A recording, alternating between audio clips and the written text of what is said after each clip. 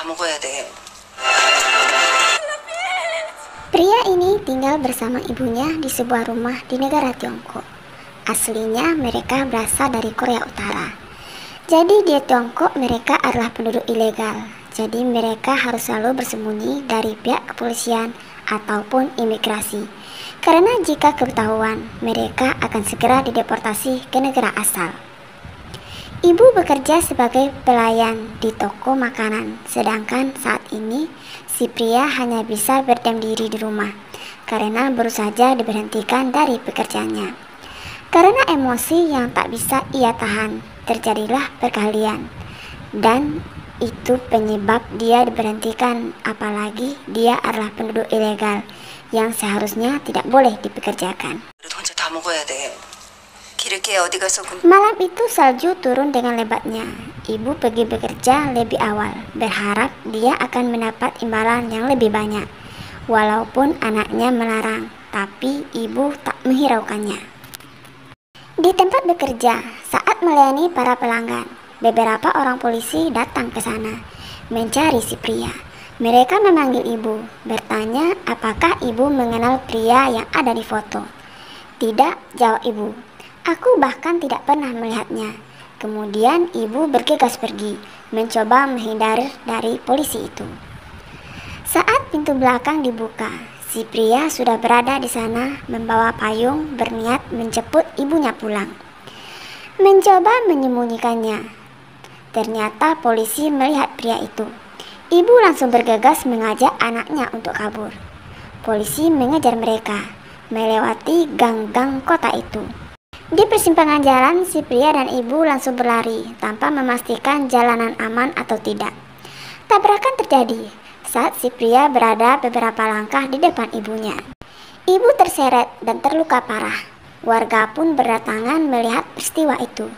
Si pria mencoba menolong ibu, mencoba mengangkat mobil agar bisa mengeluarkan ibu dari bawah mobil tersebut.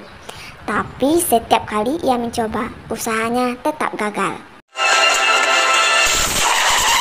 Seorang laki-laki datang meminta pria itu untuk pergi, dan laki-laki itu udah dianggapnya sebagai pamannya sendiri. Ibu biar dia yang urus, karena sebentar lagi polisi akan datang. Pria itu tidak mau meninggalkan ibunya, tapi ibu meminta agar sebaiknya anaknya pergi. Bahkan ibu dengan sangat memaksa mengusir putranya. Permintaan ibu, dia ingin putranya pergi dari Tiongkok. Dia ingin putranya tetap hidup. Kalau polisi sampai menangkapnya, sudah dipastikan dia akan dideportasi ke Korea Utara, dan itu bukan jalan hidup yang baik.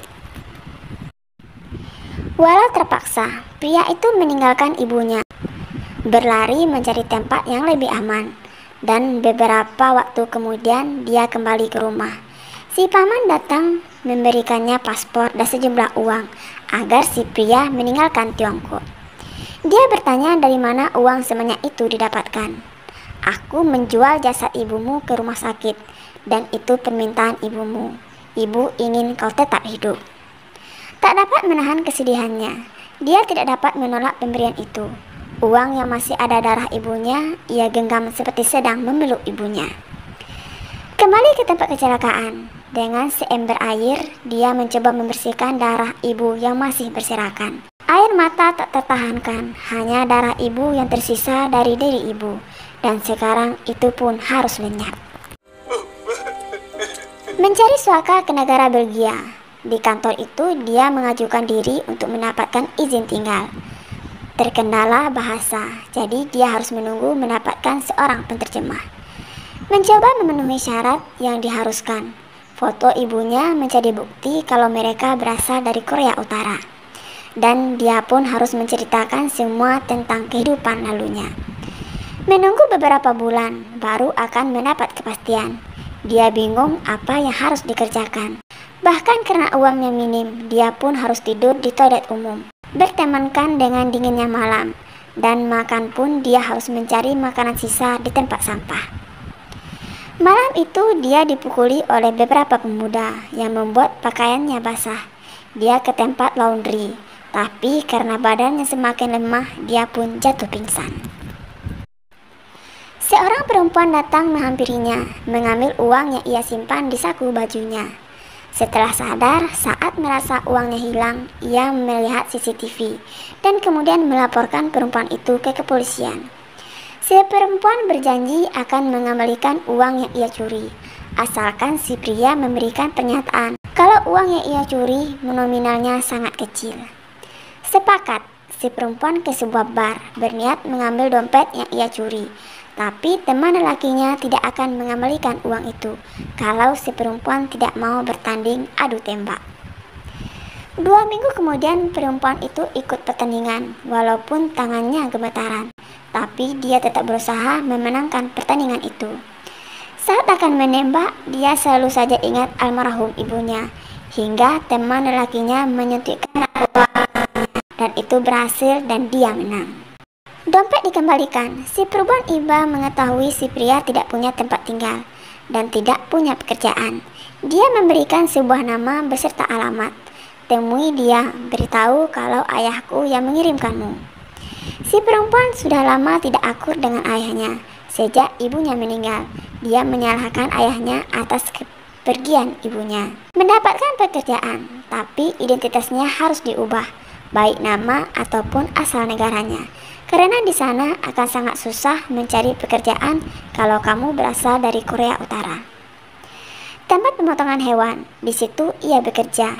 Di sana dia berkenalan dengan seorang wanita yang berasal dari Korea Utara. Mereka menjadi teman dan si wanita senang membantunya dalam hal apapun. Sudah memiliki tempat tinggal, walaupun itu jauh dari kata layak. Dan makan daging pun itu hasil dari curian, tapi dia lebih bersyukur. Kembali mendapat panggilan, bagian imigrasi tidak bisa memberi izin tinggal karena foto ibunya tidak bisa membuktikan kalau dia berasal dari Korea Utara. Dia harus menjalani persidangan dan membawa saksi. Menolak lagi untuk bertanding, si perempuan mendapat ancaman dan selalu disuntikan narkoba hingga dia menjadi kecanduan. Si pria kasihan melihat kehidupannya yang semakin berantakan. Hingga suatu hari saat wanita itu akan memakai, si pria nekat memasukkan serbuk itu ke mulutnya hingga ia tak sadarkan diri. Si wanita sangat khawatir obat-obatan itu bisa menghabisinya hingga ia pergi mencari penawarnya, meminumkannya dan pria itu kembali sadar. Setelah membuka mata, si pria berkata, "Obat-obatan itu tidak mengenakan. Jika kau memakainya lagi, maka aku juga akan memakainya, walaupun nyawaku taruhannya." Benih-benih cinta pun tumbuh di antara mereka. Mulai dari makan dan tidur pun telah bersama. Teman wanita Koreanya akan menjadi saksi pembelaannya di persidangan. Di hari itu ia datang, tapi di sana yang terjadi malah sebaliknya. Dia mengatakan kalau si pria bukan berasal dari Korea Utara, melainkan dari Tiongkok, sesuai dengan identitas yang ia pakai sekarang. Kecewa, dia mempertanyakan kenapa wanita itu tega melakukan itu, hingga dia sekarang akan dideportasi. Si wanita terpaksa, karena kalau dia tidak berbohong, maka dia akan dipecat dari pekerjaannya, sedangkan ia butuh uang untuk pengobatan anaknya. Perusahaan pun terancam karena mempekerjakan pendatang ilegal, maka mereka mengancam wanita itu. Si wanita ketahuan dan dia kemudian dideportasi. Sebagai permintaan maaf, ia mengirimkan artikel tentang kematian ibu si pria. Potongan artikel itu dibawa ke pengadilan yang dapat membuktikan kalau kisah yang ia ceritakan adalah benar dan dia memang berasal dari Korea Utara. Persidangan belum selesai, tapi si pria meninggalkan ruangan itu karena merasa kekasihnya dalam bahaya. Benar saja terjadi baku tembak karena memperebutkannya. Dia dianggap mencari ladang uang atas keahlian tembaknya. Banyak korban jiwa dan terakhir mereka berdua harus menghabisi teman lelakinya karena memaksa membawanya pergi. Polisi datang dan si perempuan harus mengamankan diri. Satu-satunya cara adalah harus meninggalkan negara itu. Menghubungi ayahnya, meminta paspor dan uang untuk keperluan hidupnya. Dengan berat hati, perpisahan itu harus dilakukan. Cinta yang sedang bersemi harus layu dengan keadaan. Mereka mengikhlaskan cinta mereka dan percaya kepada takdir. Semoga suatu hari nanti mereka dipertemukan kembali. Menjalani hidup masing-masing di negara yang berbeda, si pria telah memiliki usaha sendiri, tapi dia terus saja memikirkan kekasihnya. Hingga suatu tahun telah berlalu, dan dia akhirnya mengambil keputusan meninggalkan negara yang menjadi impian ibunya, negara yang ia dapat dari hasil menjual jasad ibunya. Dia tidak akan bisa kembali lagi, izin tinggalnya akan dicabut. Dia harus mencari negara aman lainnya yang bisa ia tinggali.